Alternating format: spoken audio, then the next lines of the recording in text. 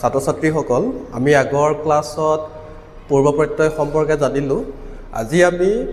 প্ৰত্যয়ৰ যেটো দ্বিতীয় ভাগ সেই দ্বিতীয় ভাগ সম্পৰ্কে জানিম আৰু প্ৰত্যয়ক আমি দুটা ভাগত ভাগ কৰো এটা হৈছে পূৰ্ব প্ৰত্যয় আৰু আনটো হৈছে পৰ প্ৰত্যয় আজি আমি পৰ প্ৰত্যয় সম্পৰ্কে জানিবলৈ চেষ্টা কৰিম পৰ প্ৰত্যয় পূৰ্ব প্ৰত্যয় মানে হৈছে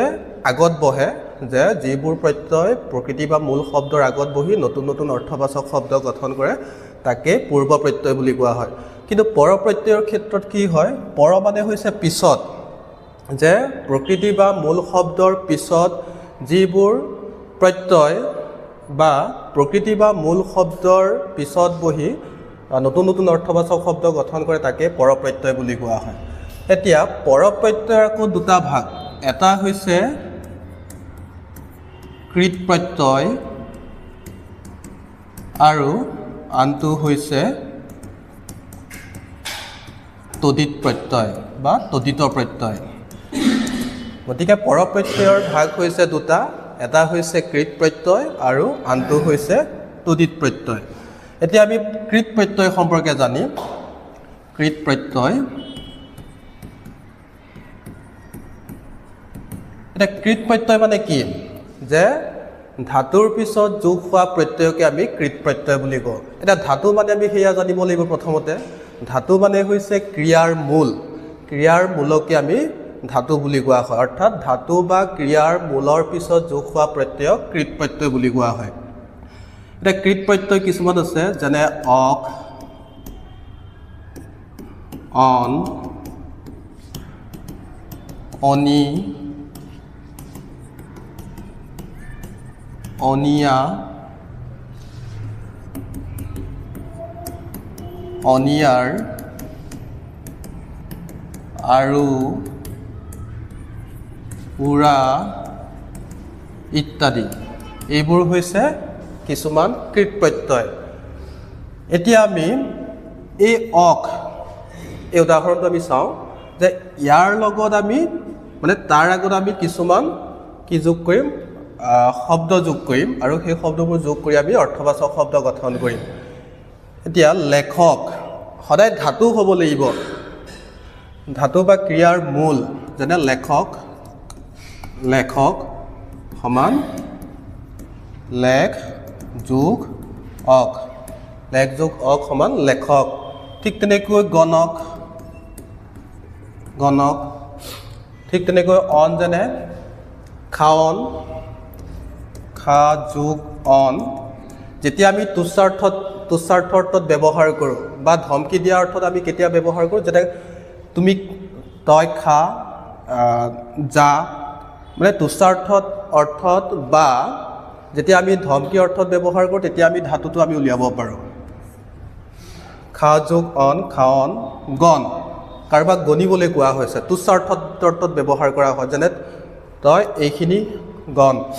গণ যোগ অক গণক ঠিক তেনেকৈ খাৱন শুৱন সু যোগ অন সমান শুৱন পিন্ধন পিন্ধ কাপোৰ পিন্ধ মানে তুচ্ছাৰ্থ অৰ্থত ব্যৱহাৰ কৰোঁ আমি বা ধমকি দিয়া অৰ্থত পিন্ধ যোগ অন সমান পিন্ধন ঠিক তেনেকৈ আমি অনি নাচ যোগ অনি নাচনি নাচ হৈছে এটা নাচা কাৰ্য হয়নে সেইটো এটা ক্ৰিয়া ইংৰাজীত আমি পাওঁ সেইটোক নাচক আমি নাচা বা ডান্স বুলি কোৱা হয় নাচনি বিচনি বিচ কাৰোবাক বিচিবলৈ কোৱা হৈছে তুচ্ছাৰ্থ অৰ্থত ব্যৱহাৰ কৰোঁ বা ধমকি দিয়া অৰ্থত বিচ যোগ অনি বিচনি ঠিক তেনেকৈ যেনে মগনীয়া মাঘ যোগ অনিয়া মগনীয়া আৰু খোজনীয়া খোজ যোগ অনিয়া খোজনীয়া অনিয়াৰ যেনে একে হ'ব মগনীয়াৰ খোজনীয়াৰ বিলনীয়াৰ আৰু যেনে লেখাৰু লেখ কাৰোবাক লেখিবলৈ কোৱা হৈছে তুচ্ছাৰ্থ অৰ্থত লেখ যোগ আৰু লেখাৰু যুঁজাৰু যুঁজ যোগ আৰু যুঁজাৰু শিকাৰু শিক যোগ আৰু শিকাৰু ঠিক তেনেকৈ উৰা যেনে কান্দুৰা কান যোগ উৰা কান্দুৰা বা মুতুৰা এটা বেয়া শব্দ শুনিবলৈ মুতুৰা সমান মুঠ যোগ উৰা মুতুৰা সাগুৰা শুনিবলৈ বেয়া শব্দ তথাপিতো এইখিনি এটা কৃত প্ৰত্যয়ৰ এটা উদাহৰণ ইয়াৰ পিছতে আমি চাওঁ এতিয়া তদ্ধিত প্ৰত্যয় সম্পৰ্কে আমি জানিম তদ্ধিত প্ৰত্যয় মানে হৈছে যিবোৰ প্ৰত্যয় প্ৰাতিপাদিকৰ পিছত যোগ হয় তেনেবোৰ প্ৰত্যয়কে তদ্ধিত প্ৰত্যয় বুলি কোৱা হয় এটা প্ৰাতিপাদিক মানে হৈছে বিশেষ্য বিশেষণ আদি জাতীয় শব্দবোৰ আৰু সেই শব্দবোৰৰ লগত যিবোৰ মানে যোগ কৰা হয় তাকে তদ্ধিত প্ৰত্যয় বুলি কোৱা হয় এতিয়া তদ্ধিত প্ৰত্যয় আৰু কৃত প্ৰত্যয়ৰ মাজত পাৰ্থক্য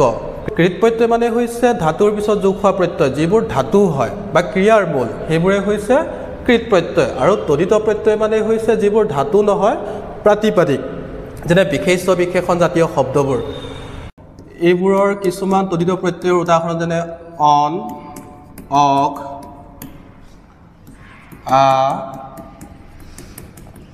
আল আলি আৰি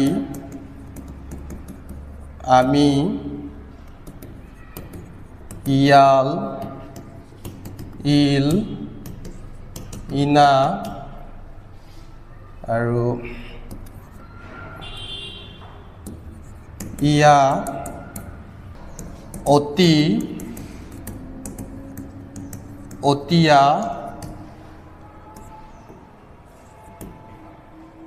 অৰি অৰিয়া উৱা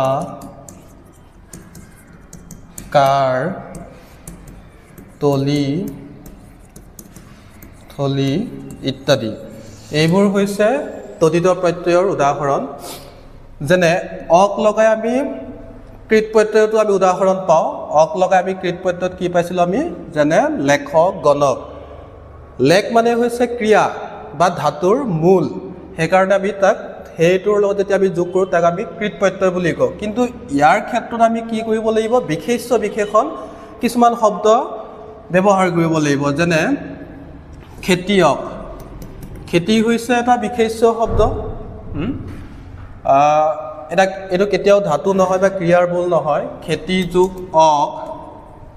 সমান খেতিয়ক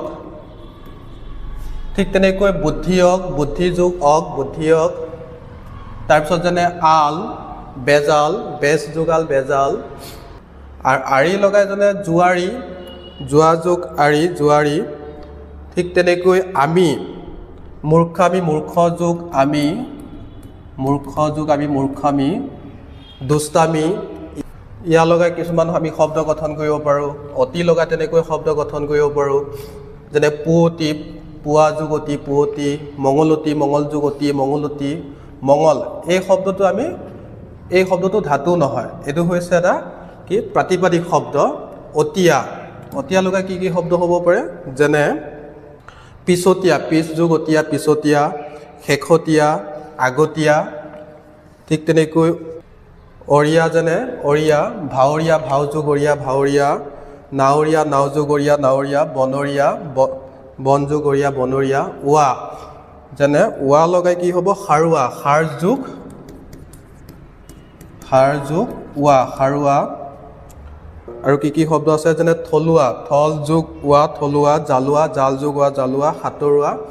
তাৰপিছত কাৰ লগা যেনে নাট্যকাৰ নাট্য যোগ কাৰ নাট্যকাৰ গীতিকাৰ ঠিক তেনেকৈ যেনে তলি মা যোগ তলি মা তলি তাৰপিছত ৰভা তলি এই ধৰণে আমি কি কৰিব পাৰোঁ তদ্ধিত প্ৰত্যয় আমি কিছুমান তদ্ধিত প্ৰত্যয়ৰ সংযোগ আমি শব্দ গঠন কৰিব পাৰোঁ আৰু সেই শব্দসমূহ আমি সংযোগ কৰিলে নহ'ব সেই শব্দসমূহ সংযোগ কৰি আমি অৰ্থবাচক শব্দ গঠন কৰিব পাৰিব লাগিব আজিৰ ক্লাছৰ জৰিয়তে আমি কি গম পালোঁ যে পৰপ্ৰত্যয় মানে কি প্ৰকৃতি বা মূল শব্দৰ পিছত যিবোৰ বৰ্ণ বা বৰ্ণ সমষ্টি যোগ কৰি নতুন নতুন অৰ্থবাচক শব্দ গঠন কৰা হয় তাকে আমি কি বুলি কওঁ পৰপ্ৰত্যয় এটা পৰপ্ৰত্যয়ক আমি দুটা ভাগত ভাগ কৰোঁ এটা হৈছে কৃত প্ৰত্যয় আৰু তদিত প্ৰত্যয় কৃত প্ৰত্যয় মানে হৈছে ধাতুৰ পিছত যোগ হোৱা প্ৰত্যয়ক কৃত প্ৰত্যয় বুলি কোৱা হয় আৰু ধাতু মানে হৈছে ক্ৰিয়াৰ মূল হেবোৰে হৈছে কি কৃত প্ৰত্যয় আৰু তদিত প্ৰত্যয় মানে হৈছে প্ৰাতিপাদিকৰ পিছত যোগ হোৱা প্ৰত্যয় মানে বিশেষ্য বিশেষণ আদি শব্দৰ লগত যেতিয়া আমি হেবোৰ যোগ কৰো হেদুৱে হৈছে তদিত প্ৰত্যয় আমি আজি এইখিনি গম পালো পৰ প্ৰত্যয় কাক বোলে কৃত প্ৰত্যয় কাক বোলে তদিত প্ৰত্যয় কাক বোলে আৰু উদাহৰণ সহ আমি বিশদভাৱে জানিলো আজিলৈ এইখিনি আগৰ ক্লাছৰ যেটো ভিডিও আছিলে পূৰ্ব প্ৰত্যয় সম্পৰ্কে হেয়া তোমালোকক মই ডেসক্ৰিপচনত দি দিম তাতে গৈ পেলাই তোমালোকে সেই ভিডিওটো চাব পাৰিবা ধন্যবাদ